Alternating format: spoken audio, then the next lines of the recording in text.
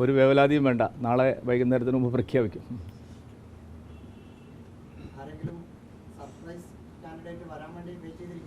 എല്ലാം നമുക്ക് കാത്തിരുന്ന് കാണാം.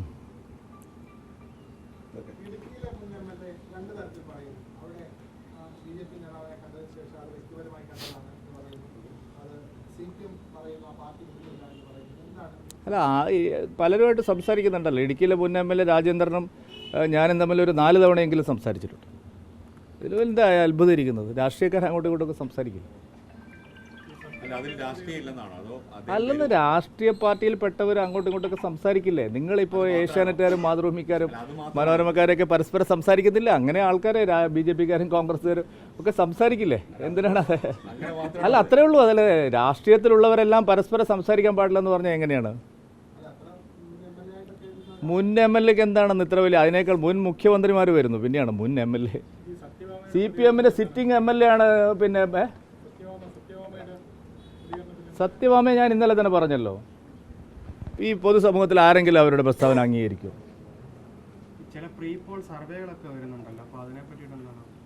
അന്നിപ്പോൾ ഞാൻ ഈ സൂര്യന് താഴെയുള്ള എല്ലാം ഞാൻ പറയണോ? നിങ്ങൾ ഓരോ സർവേ ഓരോന്ന് പറയുന്നു.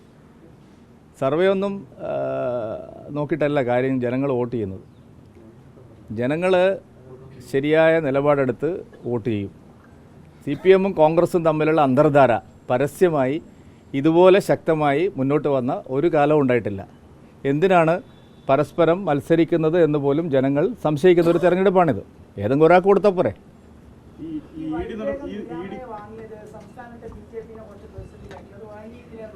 എനിക്കറിയില്ല അത് വാങ്ങിയോ വാങ്ങിയില്ലെന്നുള്ളത്. ഞങ്ങൾക്ക് ഇതൊന്നും നോക്കുന്ന പണിയില്ല. കേന്ദ്ര ഏജൻസികളുടെ നടപടി വന്നത് ഒരുപക്ഷെ അവിടെ BJPക്ക് രാഷ്ട്രീയ നേട്ടമായേക്കാം. കേരളത്തിൽ അങ്ങനെ നടപടി ഉണ്ടായാലേ അതൊരു നേട്ടം ഉണ്ടാക്കാൻ പറ്റുള്ളൂ. അപ്പോൾ നിങ്ങൾ ഇരട്ടത്താപ്പ് നോക്കൂ. നിങ്ങൾ കോൺഗ്രസിൻ്റെ അതേ ശൈലിയാണ്. അതായത് നടപടി വേണമെന്ന് ആവശ്യപ്പെടുകയും നടപടി വരുമ്പോൾ അത് പിന്നെ രാഷ്ട്രീയ പ്രേരിതമെന്ന് പറയുന്ന ഒരു കോൺഗ്രസ് രീതിയാണത്. ഒരു പ്രശ്നം പറയാം പ്രസിഡന്റ്, ഈ നടപടി വരുന്നത് മുഴുവൻ പ്രതിപക്ഷത്തിരിക്കുന്ന നേതാക്കൾക്കും ഭരണപക്ഷത്തുള്ളവർക്കെതിരെ ഒരു അഴിമതി ആരോപണം ഇന്ത്യയിൽ ഏതെങ്കിലും ഒരു കോടതിയിലുണ്ടോ? ഒരു പെറ്റി കേസ് ഇന്ത്യയിൽ ഏതെങ്കിലും ഒരു പോലീസ് സ്റ്റേഷനിലുണ്ടോ? നിങ്ങൾ ചൂണ്ടിക്കാണിക്കുക.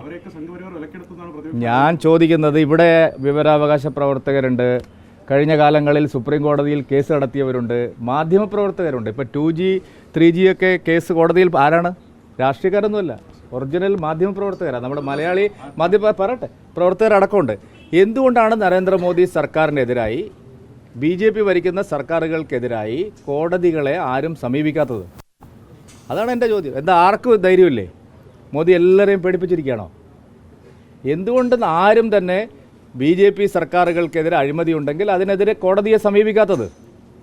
ഇതെല്ലാം കോടതി വഴി നടക്കുന്ന അന്വേഷണങ്ങളാണ്. ഇപ്പോൾ SFIO അന്വേഷണം ഹൈക്കോടതിയുടെ നിർദ്ദേശാനുസരണമാണ് നടക്കുന്നത്. ഇപ്പോൾ നിങ്ങൾ എന്ത് പറയും? നാളെ മുഖ്യമന്ത്രിയെ ചോദ്യം ചെയ്യുന്ന ഒരു ഘട്ടം വന്നു എന്ന് വിചാരിക്കുക. ഉടനെ നിങ്ങൾ എന്ത് പറയും? പ്രതിപക്ഷത്തിരിക്കുന്ന മുഖ്യമന്ത്രിയാണ്, തെരഞ്ഞെടുപ്പാണ്, പിണറായി വിജയൻ ഹരിശ്ചന്ദ്രൻ്റെ അളിയനാണ്, ഇതൊക്കെ നിങ്ങൾ പറയും. ഞാൻ ചോദിക്കുന്നത് അഴിമതി കേസിൽ അപ്പം അതേന്ന് ഇത് തന്നെയാണ് നിങ്ങൾ അവിടെ പറഞ്ഞുകൊണ്ടിരുന്നതെന്ന്. ചെയ്യൂ എന്ന് പറഞ്ഞിട്ട് ചെയ്യുമ്പോൾ നിങ്ങൾ പറയും അയ്യോ ഭയങ്കര കഷ്ടമായിപ്പോയി.